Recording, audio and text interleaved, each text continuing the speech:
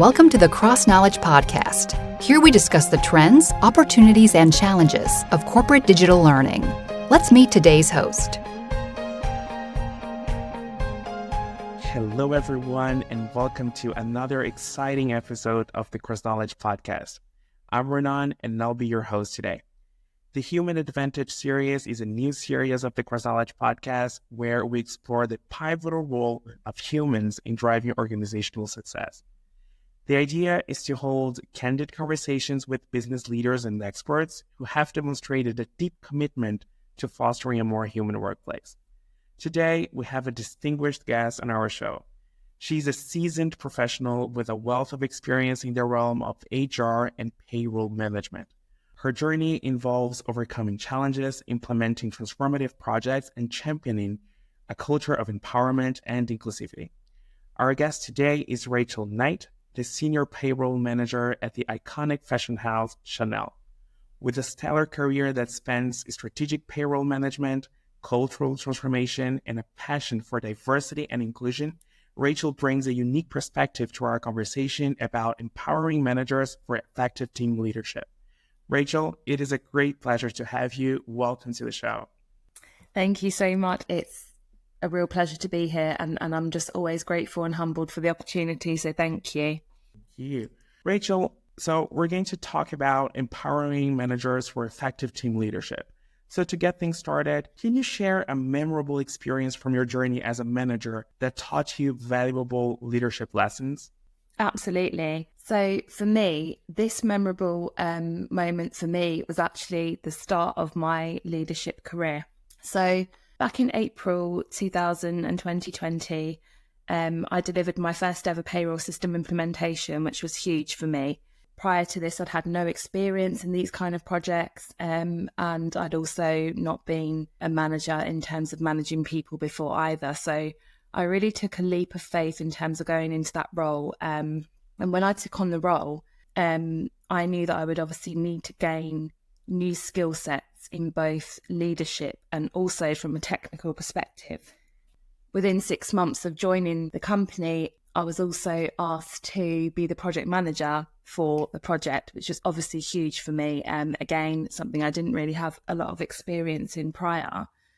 So for me, the role of a project manager obviously consists of both operational and strategic oversight, as well as the ability to bring the wider project team on board with the vision and to create the motivation to deliver a successful project. So payroll ultimately has so many stakeholders, and it was really important for me to consider this before starting the groundwork. So the current state of the payroll at the time was a very legacy process which had been maintained for around 30 odd years. And in order for me to reprogram the payroll function in its entirety, it was very important to work with the wider business to promote the buy-in for the process improvement.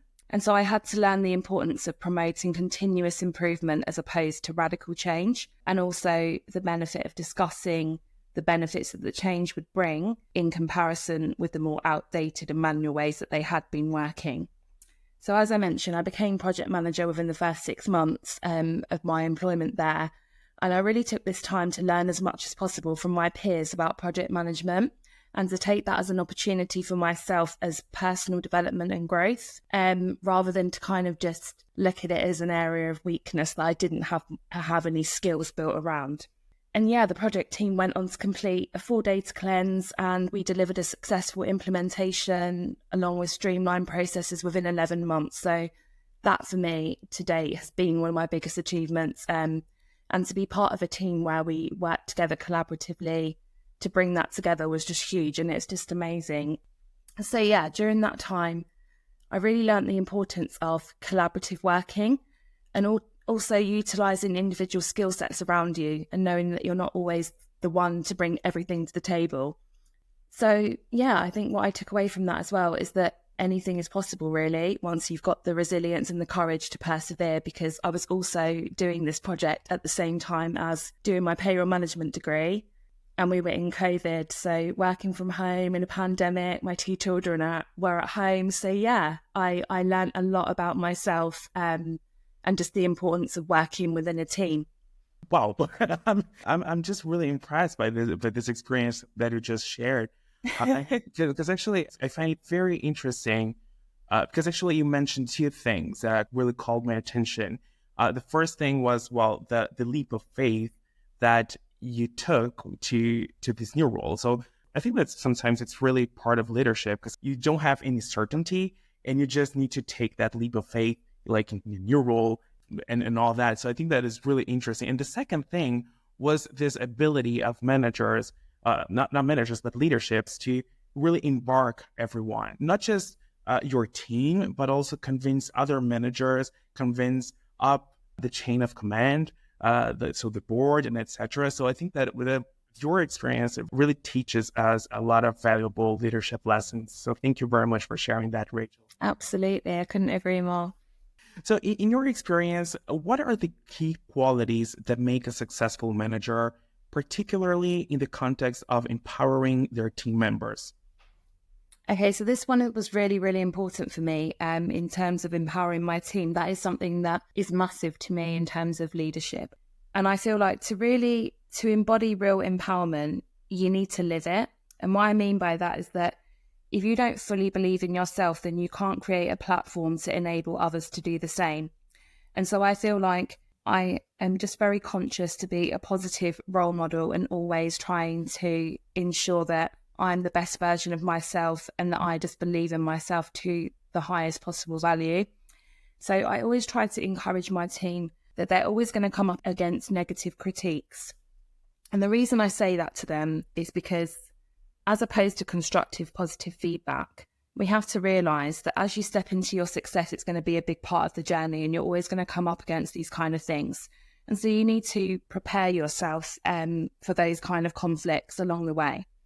And I think as long as we continue to be open to taking on positive, constructive feedback, we can allow ourselves to grow, and that will benefit from that in terms of developing our own personal skills and also our mindset. Because I think that every challenge that we're faced with presents an opportunity for growth. And sometimes it might be uncomfortable, but it's always necessary. And so when we open ourselves up to feedback, we can benefit from in a positive way. Only then can we really become the best versions of ourselves.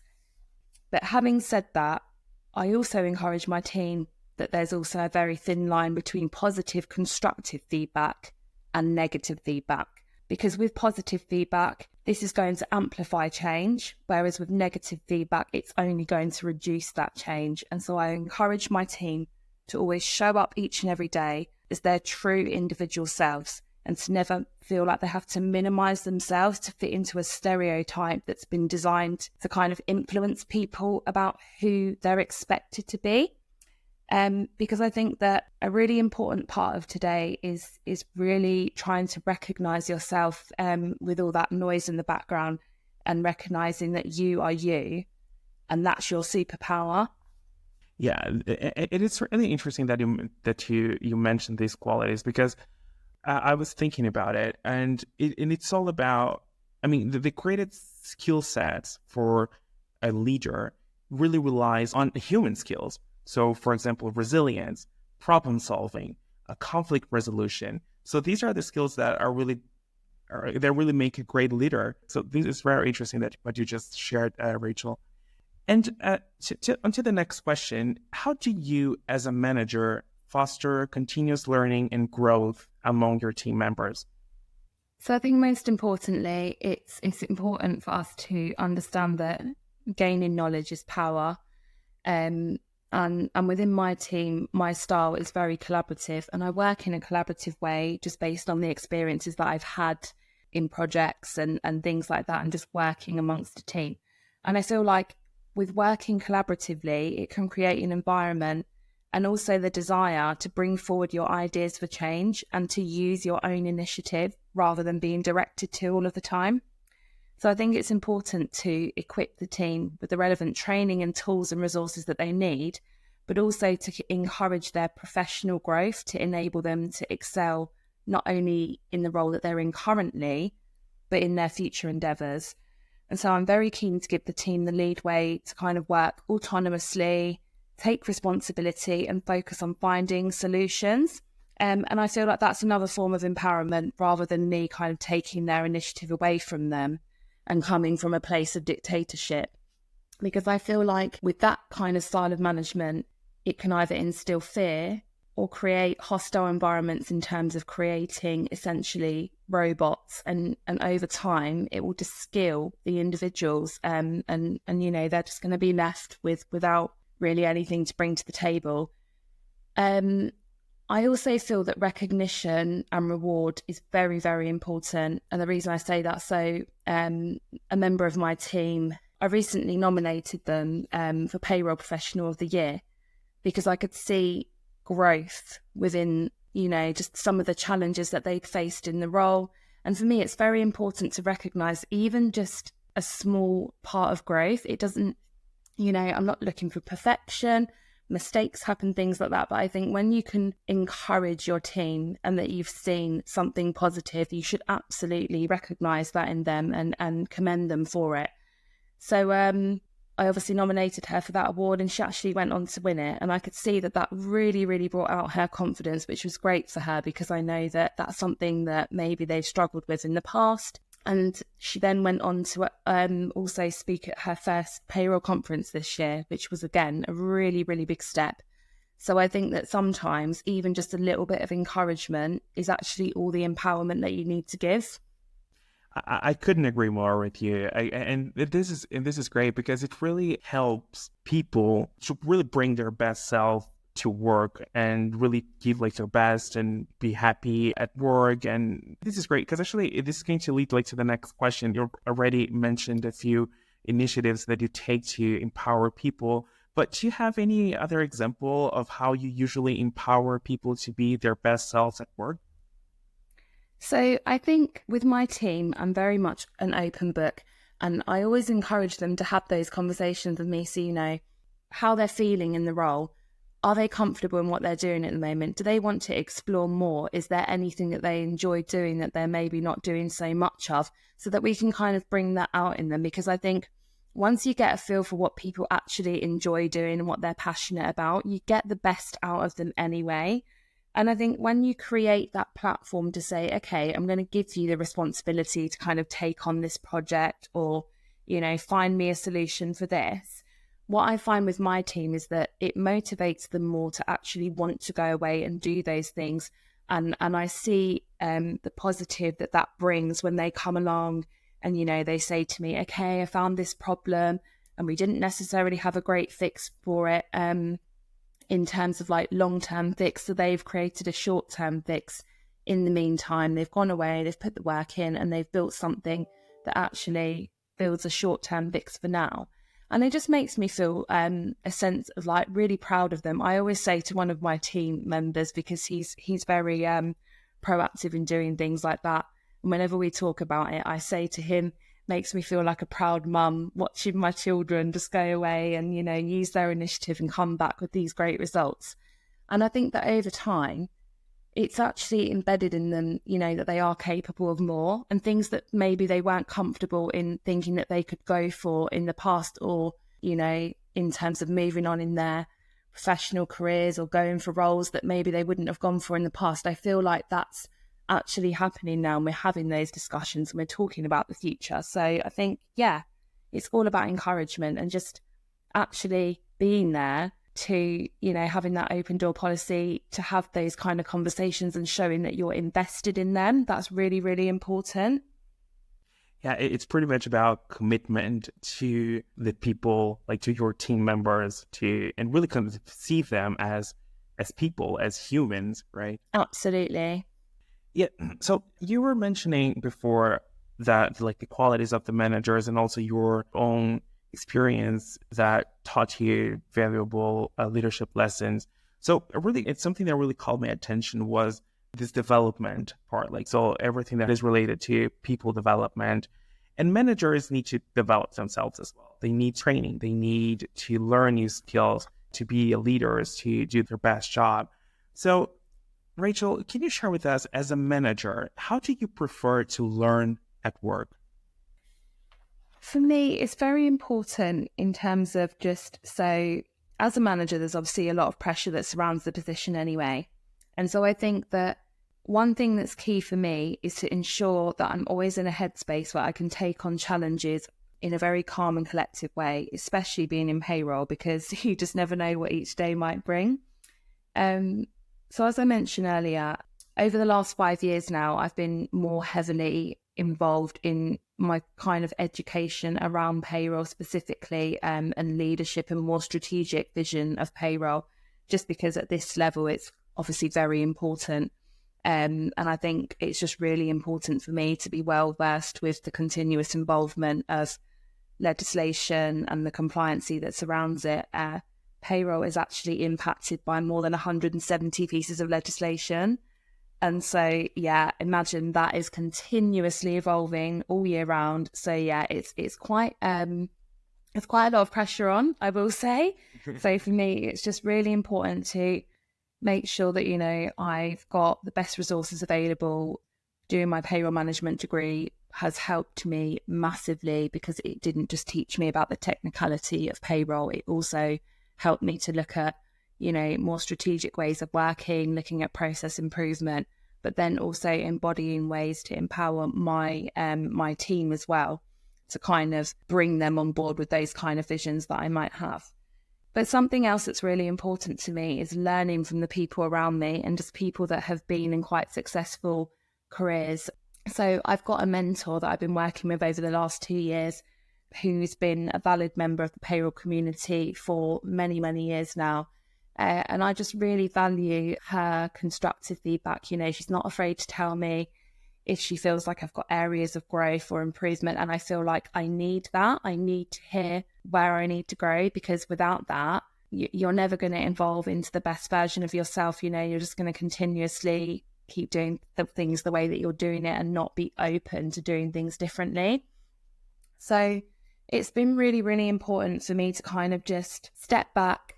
I feel like in my earlier days of payroll, I was very much not really open to my qualifications, learning. I didn't always take the advice that I got from managers. I'll be open and honest about that. And so I think that I really had to grow personally in my own mindset of maturity as well, and just learn that actually there's sometimes that, you know, you haven't always got all of the best ideas, and that actually it's fine to open up your mind to learn from others. And so I found that in doing that and putting myself in the best position to actually learn and grow, it's opened up the door to so many opportunities for me.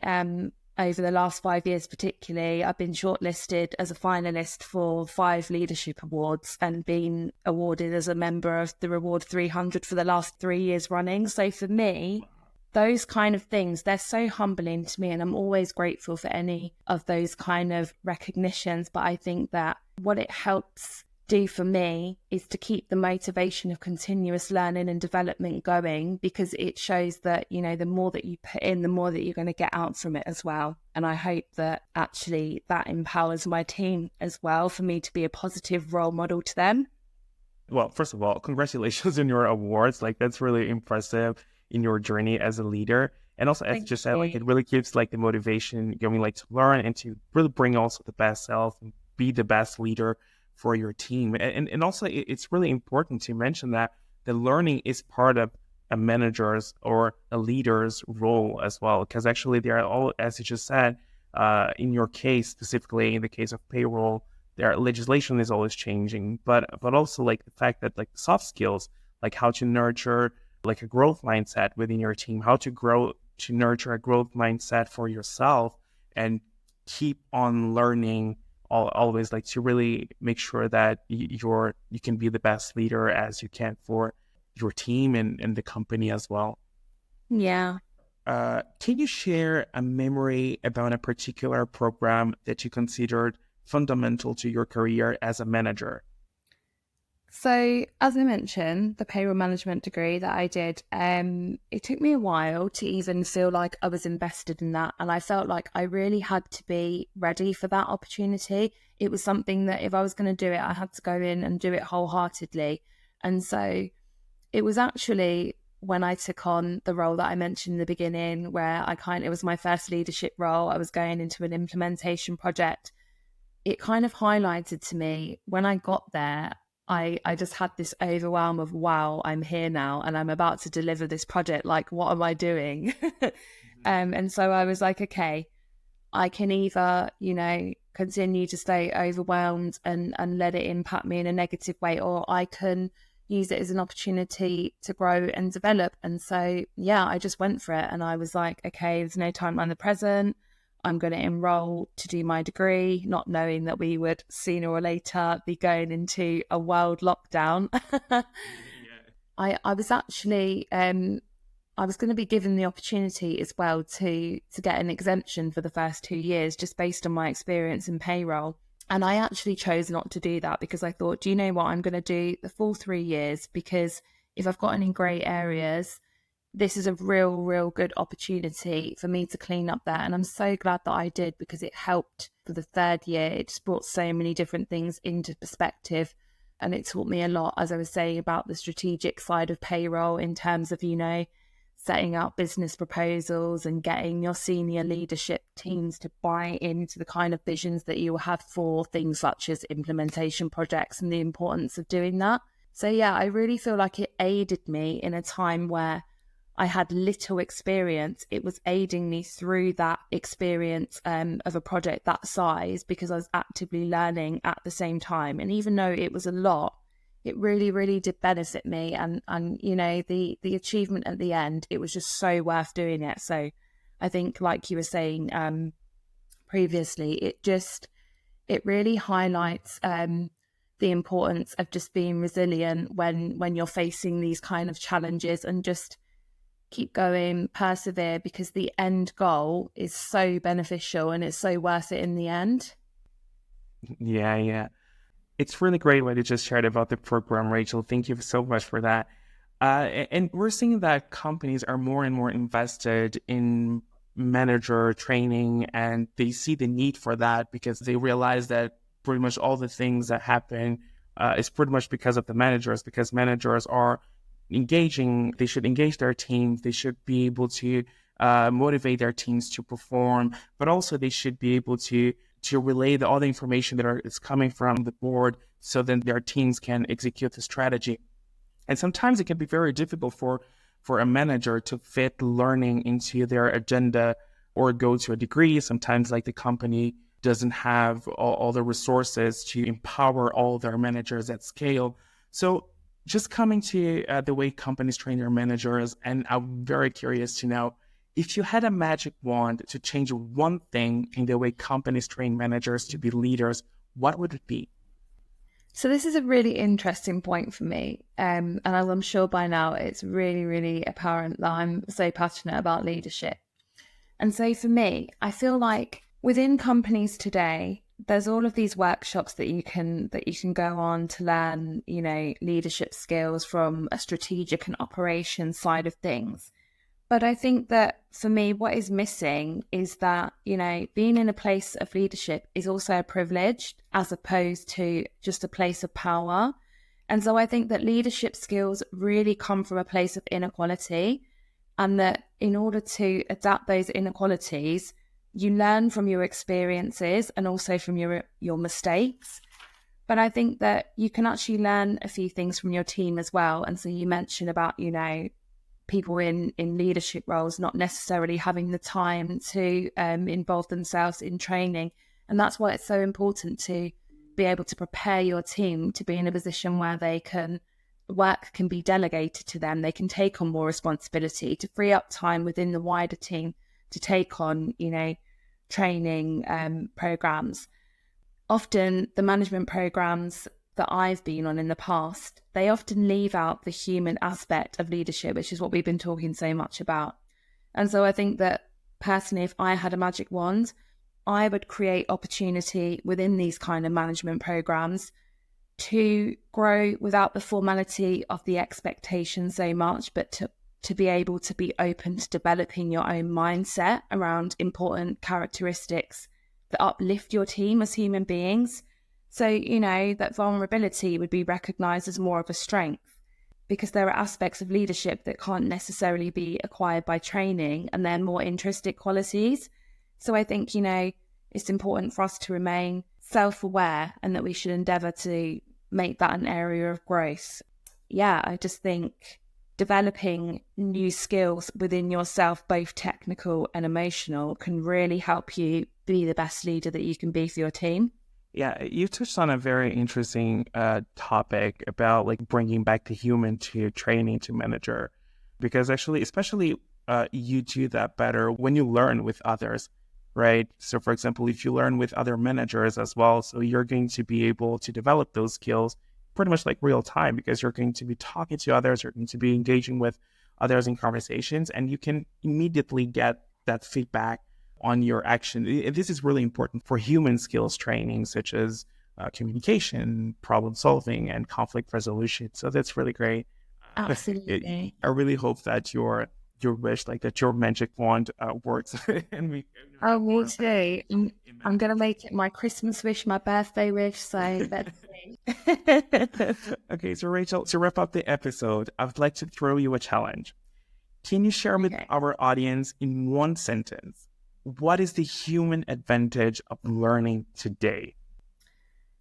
So I feel that learning is always an opportunity. It's an opportunity for growth, but also to have that feeling of accomplishment, as well as gaining knowledge, which again, knowledge is power, as I've touched on many, many times. And I think that it's so simple. And if we're able to just stop and listen, sometimes we can learn so much without the need to always be speaking. And I think that something that's been really important to me throughout my life is just learning to actually stop and listen from others, and knowing that I don't always have the right answer, because I could have part of the answer, and often my team will come and they'll give me insights, and I just have those moments where I'm like, wow, I've never considered it like that. And I feel like that's so important, to let them know that, they've come up with something that their manager hasn't necessarily. And so it's instilling in them as well that, they do have things to bring to the table. So yeah, I think it's just learning and sharing from everyone, and just being open to the fact that, you're never going to be in a position where there isn't an opportunity to learn and grow. That's really great. Rachel, it was great talking to you. Thank you so very much for what you just shared with us today. Thank you so much for the opportunity. I really appreciate it. And it's been really great talking with you. Thank you so very much. Thank you for joining us today. We hope to see you again for the next episode of the CrossKnowledge podcast. If you enjoyed this episode, please share it with your friends and colleagues.